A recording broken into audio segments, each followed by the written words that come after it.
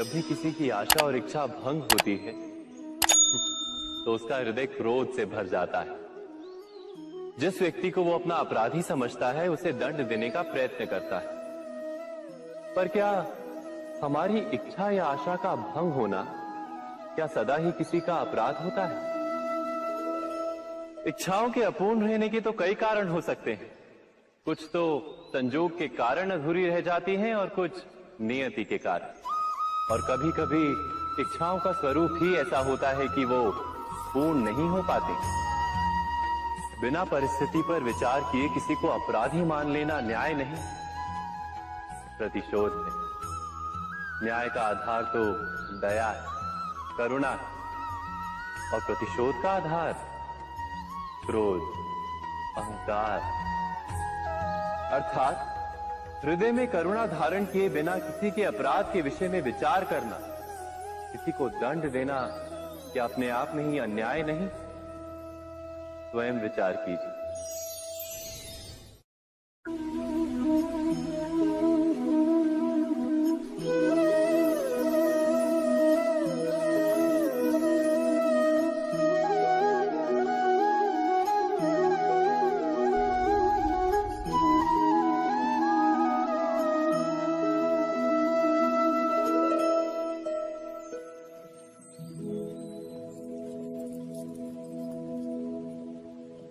भविष्य के आधार पर सब आज का निर्णय लेना चाहते हैं। भविष्य में सुख मिले, भविष्य सुरक्षित हो, ऐसे निर्णय आज लेने का प्रयत्न रहता है सबका। आप अपने जीवन को देखिए, क्या आपके अधिकतर निर्णय के पीछे भविष्य का विचार नहीं होता? और हो भी क्यों ना। अपने जीवन को सरल और सुखमय बनाने का प्रयत्न करने का अधिकार सबका है। पर भविष्य तो कोई नहीं जानता, केवल कल्पना ही की जा सकती है।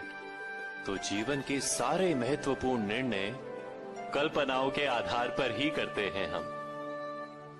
क्या निर्णय करने का कोई तीसरा मार्ग हो सकता है? विचार कीजिए। सारे सुखों का आधार धर्म है और वो धर्म मनुष्य के हृदय में बसता है। तो प्रत्येक निर्णय से पूर्व स्वयं अपने हृदय से ये प्रश्न अवश्य पूछ लेना कि ये निर्णय स्वार्थ से जन्मा है या धर्म से। क्या इतना पर्याप्त नहीं? भविष्य के बदले धर्म का विचार करने से क्या भविष्य अधिक सुखपूर्ण नहीं होगा? स्वयं विचार कीजिए।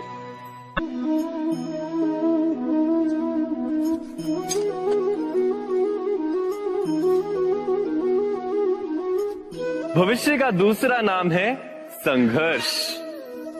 हृदय में आज इच्छा होती है और यदि पूर्ण नहीं हो पाती तो हृदय भविष्य की योजना बनाता है। भविष्य में इच्छा पूर्ण होगी ऐसी कल्पना करता रहता है। किंतु जीवन ना तो भविष्य में है ना अतीत में। जीवन तो इस क्षण का नाम है, अर्थात इस क्षण का अनुभव ही जीवन का अनुभव। पर हम ये जानते हुए भी इतना सा सत्य समझ नहीं पाते। या तो हम बीते हुए समय के स्मरणों को घेर कर बैठे रहते हैं, या फिर आने वाले समय के लिए हम योजनाएं बनाते रहते हैं। और जीवन जीवन बीत जाता है। एक सत्य यदि हम हृदय में उतार लें कि ना हम भविष्य देख सकते हैं, ना ही भविष्य निर्मित कर सकते हैं।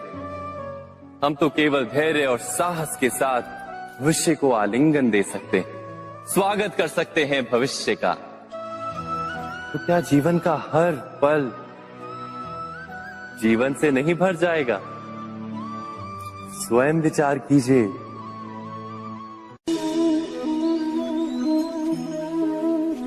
सबके जीवन में ऐसा प्रसंग अवश्य आता है कि सत्य कहने का निश्चय होता है हृदय में, किंतु मुख से सत्य निकल नहीं पाते। कोई भय मन को घेर लेता है। किसी घटना अथवा प्रसंग के बारे में बात करना या फिर स्वयं से कोई भूल हो जाए उसके बारे में कुछ बोलना, क्या ये सत्य है? नहीं, ये तो केवल तथ्य है। अर्थात जैसा हुआ था वैसा केवल बोल देना सामान्य सी बात है।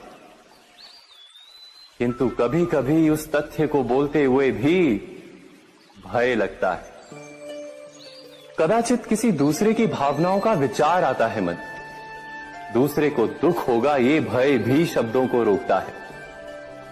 तो ये सत्य क्या है? क्या हमने कभी विचार किया है? जब भय रहते हुए भी कोई तथ्य बोलता है तो वो सत्य कहलाता है। वास्तव में सत्य कुछ और नहीं, केवल निर्भयता का दूसरा नाम है। और निर्भय होने का कोई समय नहीं होता, क्योंकि निर्भयता आत्मा का स्वभाव है। अर्थात क्या प्रत्येक क्षण सत्य बोलने का क्षण नहीं होता?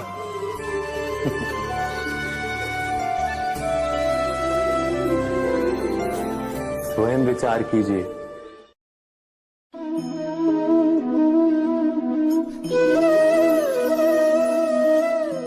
परंपरा में धर्म बसता है और परंपराएं ही धर्म को संभालने का कार्य करती हैं, ये सत्य है। पर क्या केवल परंपरा ही धर्म है? विचार कीजिए। सत्य तो यह है कि जिस प्रकार पाषाण में शिल्प होता है, उसी प्रकार परंपरा में धर्म होता है। इस पत्थर में शिल्प है, ये पत्थर शिल्प नहीं। शिल्प को उजागर करने के लिए उसे तोड़ना पड़ता है, अनावश्यक भागों को दूर करना पड़ता है। ठीक उसी प्रकार परंपराओं में धर्म ढूंढना पड़ता है। जिस प्रकार इंद्र पूजा की परंपरा को तोड़कर गोवर्धन पूजा का धर्म ना ढूंढा जाता, तो यादवों को उनकी मुक्ति का मार्ग नहीं मिल पाता। अर्थात परंपरा को पूर्णता छोड़ देने वाला धर्म से वंचित रह जाता है, और परंपरा का अंध अनुकरण करने वाला भी धर्म को प्राप्त नहीं कर पाता। कहते हैं हंस के पास नीर क्षीर विवेक होता है। दूध में मिले पानी को छोड़कर केवल दूध ही ग्रहण करता है। तो क्या सच्चा धर्म प्राप्त करने के लिए हृदय में ज्ञान से जन्मा विवेक आवश्यक है? और ऐसे विवेक के बिना जिसे धर्म मान भी लिया जाए, जो वास्तव में धर्म ना भी हो, ऐसा भी तो हो सकता है।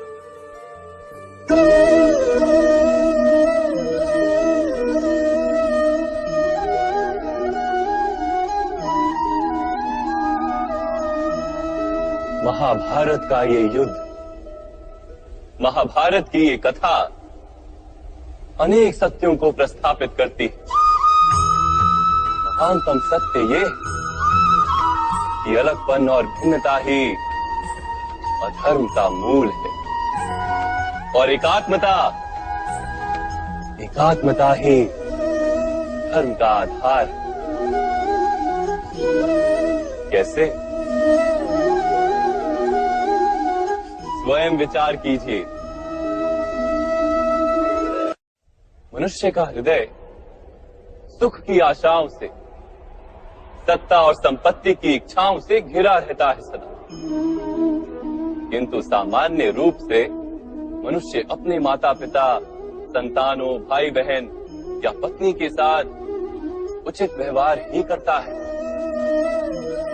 कोई अन्याय नहीं करता। वो सुख और संपत्ति को समान भागों में बांटकर भोगता है, क्योंकि वो ये जानता है कि उसके सुख का आधार है उसका परिवार, उसके सुख का कारण है उसका परिवार। मनुष्य ये भी जानता है कि उसका सुख समाज से आता है, किंतु वो समाज के साथ अन्याय कर लेता है, समाज का शोषण कर लेता है, क्योंकि वो समाज को अपने सुख का कारण नहीं मानता, वो समाज को अपने सुख का साधन मानता है। भेद है तो कारण और साधन में। मनुष्य को जब ये बोध हो जाता है कि सारा संसार परमात्मा का ही रूप है, प्रत्येक जीव परमात्मा का ही अंश है, अर्थात कोई पराया नहीं, सब अपने, ये सारा संसार अपना ही है, अपना ही परिवार है, तो क्रोध का कोई कारण ही नहीं रह जाता। सारे संघर्ष, सारा वैर, सारा प्रतिशोध नष्ट हो जाता है। अंतर में परमात्मा और संसार में एकात्मता, यही धर्म का मूल सिद्धांत है। महाभारत की ये यात्रा क्रोध से बोध की यात्रा है, भिन्नता से एकात्मता की यात्रा है। भूमि पर वास करने वाली प्रजा जब तक इस महाभारत की कथा को अपने स्मरणों में जीवित रखेगी, तब तक ऐसा विध्वंस पुनः नहीं होगा। कोई भी शक्ति इसकी महत्ता का वस्त्र हरण नहीं कर पाएगी।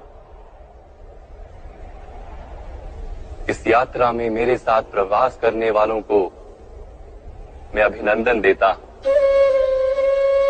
उनके हृदय में धर्म का बीज कल्याण, संसार का कल्याण। ओम सहना भवतु। ईश्वर हमारा रक्षण करे। सहनो भुनक्तु। हम सब मिलकर सुख भोगे। सहवीर्यम करवावहे। एक दूसरे के लिए प्रयास करें। तेजस्विनावधितमस्तु। हम सबका जीवन तेज से भर जाए। मां विद्विषावहे। परस्पर कोई द्वेष या ईर्ष्या ना हो।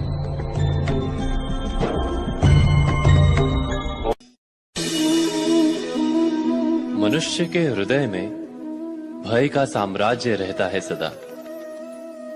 कभी संपत्ति के नाश का भय, कभी अपमान का भय, कभी अपनों से छूट जाने का भय। इसीलिए भय का होना सबको स्वाभाविक ही लगता है। क्या कभी विचार किया है, जो स्थिति अथवा वस्तु भय को जन्म देती है, क्या वहीं से वास्तव में दुख आता है? नहीं, ऐसा तो कोई नियम नहीं। और सबका अनुभव तो ये बताता है कि भय धारण करने से भविष्य के दुख का निवारण नहीं होता।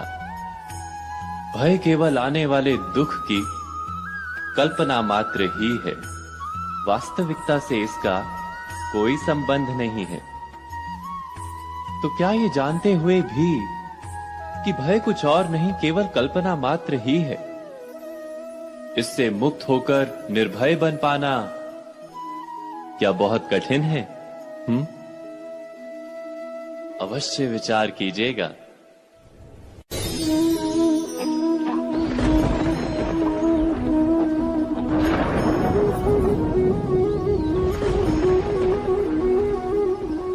सपनों और पूर्वाभासों के आधार पर हम भविष्य के सुख दुख की कल्पना करते हैं। भविष्य के दुख का कारण दूर करने के लिए हम आज योजना बनाते हैं, किंतु कल के संकट को आज निर्मूल करने से हमें लाभ मिलता है या हानि पहुंचती है, ये प्रश्न हम कभी नहीं करते। सत्य तो ये है कि संकट और उसका निवारण साथ जन से, व्यक्ति के लिए भी और सृष्टि के लिए भी। नहीं, आप अपने भूतकाल का स्मरण कीजिए, इतिहास को देखिए। आप तुरंत ही ये जान पाएंगे कि जब जब संकट आता है, तब तब उसका निवारण करने वाली शक्ति भी जन्म लेती है। यही तो जगत का चलन है। वस्तुतः संकट ही शक्ति के जन्म का कारण है। प्रत्येक व्यक्ति जब संकट से निकलता है तो एक पद आगे बढ़ा होता है, अधिक चमकता है, आत्मविश्वास से अधिक भरा होता है, न केवल अपने लिए अपितु विश्व के लिए भी। क्या ये सत्य नहीं? वास्तव में संकट का जन्म है एक अवसर का जन्म, अपने आप को बदलने का, अपने विचारों को ऊंचाई पर करने का अवसर, अपनी आत्मा को बलवान और ज्ञान मंडित बनाने का अवसर। जो ये कर पाता है उसे कोई संकट नहीं होता, किंतु जो ये नहीं कर पाता वो तो स्वयं एक संकट है विश्व के लिए। विचार कीजिए।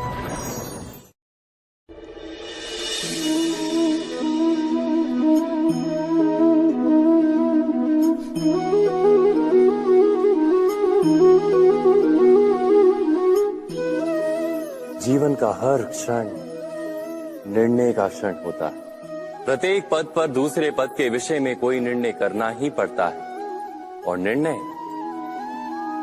निर्णय अपना प्रभाव छोड़ जाता है। आज किए गए निर्णय भविष्य में सुख अथवा दुख निर्मित करते हैं, ना केवल अपने लिए, अपने परिवार के लिए भी, आने वाली पीढ़ियों के लिए भी।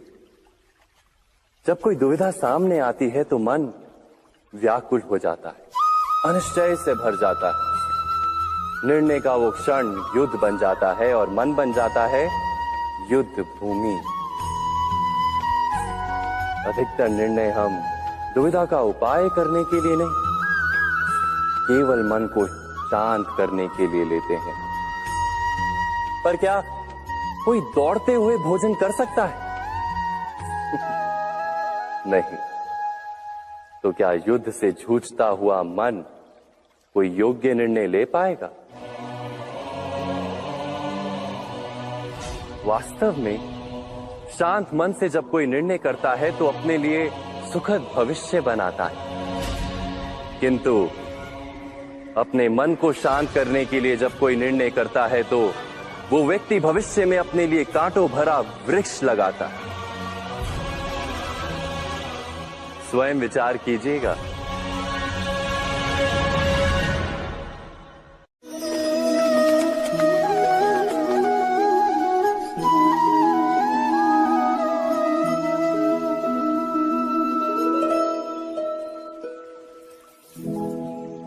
निर्णय के क्षण में हम सदा ही किसी अन्य के सुझाव, सूचना, मंत्रणा या परामर्श को आधार बनाते हैं, और हमारे भविष्य का आधार हमारे आज लिए गए निर्णय के ऊपर होता है। तो क्या हमारा भविष्य किसी अन्य के परामर्श, किसी अन्य के सुझाव का फल है? क्या हमारा संपूर्ण जीवन किसी अन्य की बुद्धि का परिणाम? क्या हमने कभी विचार किया है?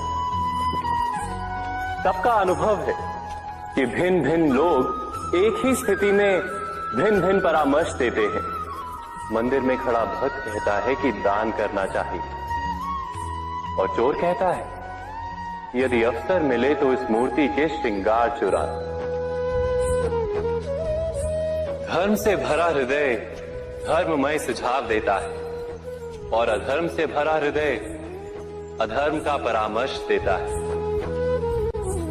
धर्ममय सुझाव का स्वीकार ही मनुष्य को सुख की ओर ले जाता है, किंतु ऐसे परामर्श का स्वीकार करना तभी संभव होता है जब हृदय में धर्म हो। अर्थात किसी का सुझाव अथवा परामर्श स्वीकार करने से पूर्व स्वयं अपने हृदय में धर्म को स्थापित करना क्या आवश्यक नहीं? स्वयं विचार कीजिए।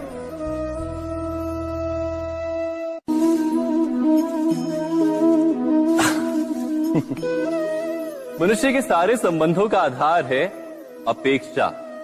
पति कैसा हो जो मेरा जीवन सुख और सुविधा से भर दे? पत्नी कैसी हो जो सदैव मेरे प्रति समर्पित रहे? संतान कैसी हो जो मेरी सेवा करे, मेरा आदेश माने?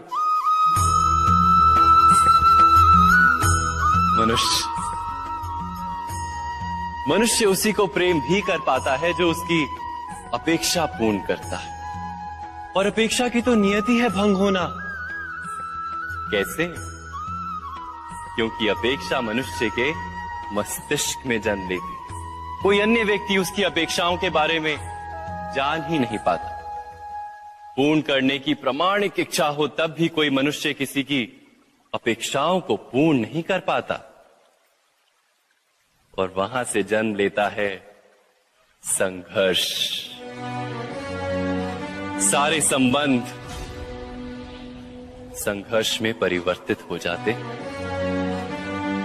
पर मनुष्य अपेक्षा को संबंध का आधार ना बनाए और स्वीकार करे केवल संबंध का आधार, तो क्या ये जीवन स्वयमेव सुख और शांति से नहीं भर जाएगा? स्वयं विचार कीजिएगा।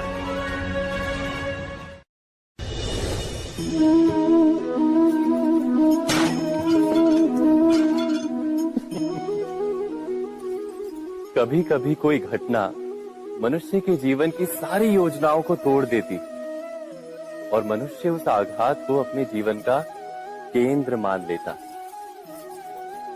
पर क्या भविष्य मनुष्य की योजनाओं के आधार पर निर्मित होते हैं? नहीं। जिस प्रकार किसी ऊंचे पर्वत पर सर्वप्रथम चढ़ने वाला उस पर्वत की तलाई में बैठकर जो योजना बनाता है, क्या वही योजना उसे उस पर्वत की चोटी तक पहुंचाती? नहीं। वास्तव में वो जैसे जैसे ऊपर चढ़ता है वैसे वैसे उसे नई नई चुनौतियां, नई नई विडंबनाएं, नए नए अवरोध मिलते हैं। प्रत्येक पद पर वो अपने अगले पद का निर्णय करता है। प्रत्येक पद पर उसे अपनी योजनाओं को बदलना पड़ता है। कहीं पुरानी योजना उसे खाई में ना ढकेल दे। वो पर्वत को अपने योग्य नहीं बना पाता, केवल स्वयं को पर्वत के योग्य बना सकता है। क्या जीवन के साथ भी ऐसा ही नहीं? जब मनुष्य जीवन में किसी एक चुनौती को, एक अवरोध को अपने जीवन का केंद्र मान लेता है, अपने जीवन की गति को ही रोक देता है, तो वो अपने जीवन में सफल नहीं बन पाता और ना ही सुख और शांति प्राप्त कर पाता। अर्थात जीवन को अपने योग्य बनाने के बदले स्वयं अपने को जीवन के योग्य बनाना ही सफलता और सुख का एकमात्र मार्ग नहीं? स्वयं विचार कीजिए।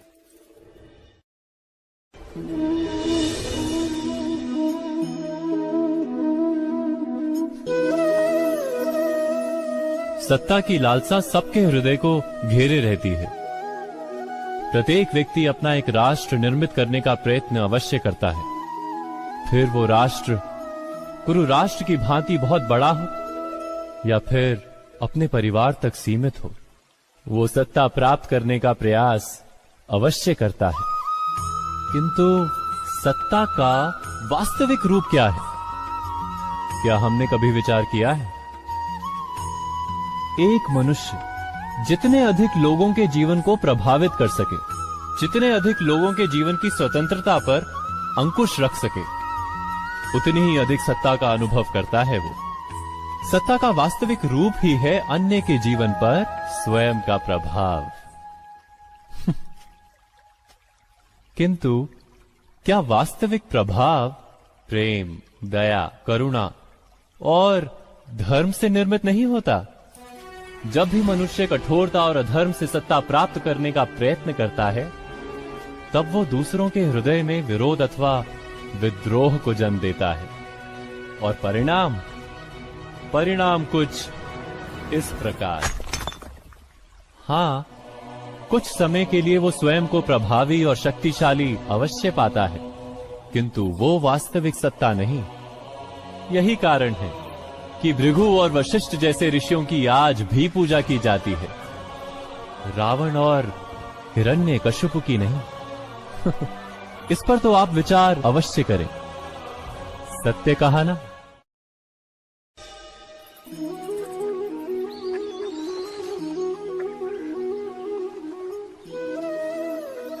समय के आरंभ से ही मनुष्य को एक प्रश्न सदा पीड़ा देता है कि वो अपने संबंधों में अधिकतम सुख और कम से कम दुख किस प्रकार प्राप्त कर सकता है। क्या आपके सारे संबंधों ने आपको संपूर्ण संतोष दिया है? विचार कीजिए। हमारा जीवन संबंधों पर आधारित है, हमारी सुरक्षा संबंधों पर आधारित है। इसी कारण हमारे जीवन के सारे सुखों का आधार भी संबंध है। किंतु फिर भी हमें संबंधों में ही अधिकतर दुख क्यों प्राप्त होते हैं? सदा ही संघर्ष भी संबंधों से ही उत्पन्न क्यों हो जाते हैं? कभी विचार किया है? जब कोई व्यक्ति किसी अन्य व्यक्ति के विचार अथवा कार्य को स्वीकार नहीं करता, उसमें परिवर्तन करने का प्रयत्न करता है, तो संघर्ष जन्म लेता है। अर्थात जितना अधिक अस्वीकार उतना ही अधिक संघर्ष, और जितना अधिक स्वीकार उतना ही अधिक सुख। क्या ये वास्तविकता नहीं? यदि मनुष्य स्वयं अपनी अपेक्षाओं पर अंकुश रखे, अपने विचारों को परखे, किसी अन्य व्यक्ति में परिवर्तन करने का प्रयत्न ना कर स्वयं अपने भीतर परिवर्तन करने का प्रयास करे, तो क्या संबंधों में संतोष प्राप्त करना इतना कठिन? अर्थात क्या स्वीकार ही संबंध का वास्तविक अर्थ नहीं? स्वयं विचार कीजिए।